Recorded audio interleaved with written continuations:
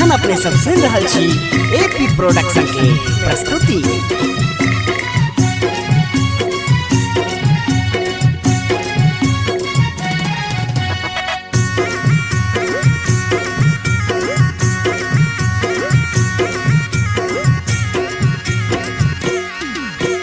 कान में बाली ठोर में लाली पहिरे छो जींस पैंट गई में। हाँ कान में बाली ठोर में लाली पहिरे छो जींस पैंट। उठते भोरे चाही मंगई छो, उठते भोरे चाही मंगई छो, दही न तोही बना सुनही मैं गे। सुनै ना गए मैं गेल को बाबू रुपैया कटलक घेट गए। सुनै ना गए मैं गेल को बाबू रुपैया कटलक घेट गए। हाँ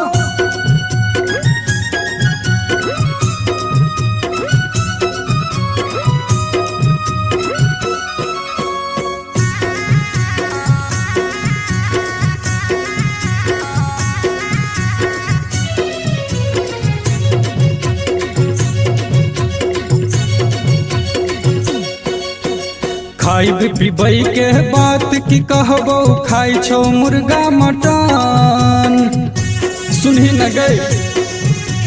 खाइब पीबई के बात की कहबो, खाई छो मुर्गा मटन। कखनो लिट्टी कखनो सिंघारा, कखनो लिट्टी कखनो सिंघारा, संगे में खेतो मिठाई सुनही मैं गे। सुनै ना गई मैं गेल को बाबू रुपैया कटलक घेट गए। सुनै ना गई मैं गेल को बाबू रुपैया कटलक घेट गए। हाँ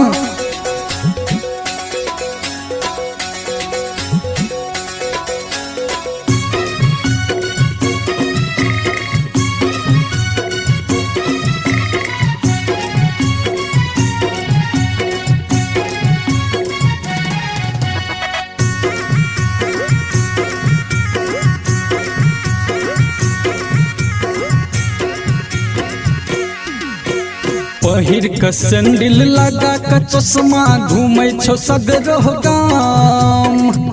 कते कहबो गई मैं।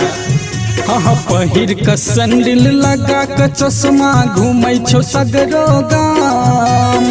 बुझो नहीं ससुर भैंसुर, बुझो नहीं ससुर भैंसुर, लै छो बाबू के नाम सुनही मैं गे।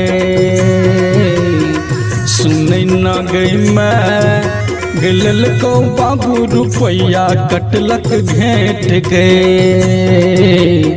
सुनै ना गई मैं गेल को बाबू रुपैया कटलक घेट गए। हाँ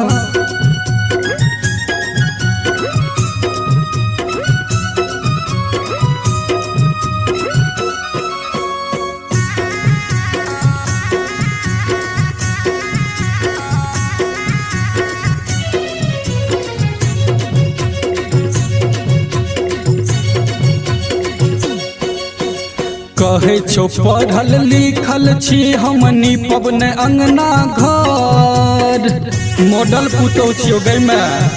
हाँ कहे छो पढ़ल लिखल छी हमनी पबने अंगना घर। रख लिया नौकर नहीं तो, रख लिया नौकर नहीं तो, कर परत भानस सुनही मैं गे। सुनै ना गई मैं गेल को बाबू रुपैया कटलक घेट गए। सुनै ना गई मैं गेल को बाबू रुपैया कटलक घेट गए। कान में बाली ठोर में लाली पहिरे छो जींस पैंट गई मैं। हाँ कान में बाली ठोर में लाली पहिरे छो जींस पैंट। उठते भोरे चाहि मंगै छौ, उठते भोरे चाहि मंगै छौ, दही न तोही बना सुनही मैं गे,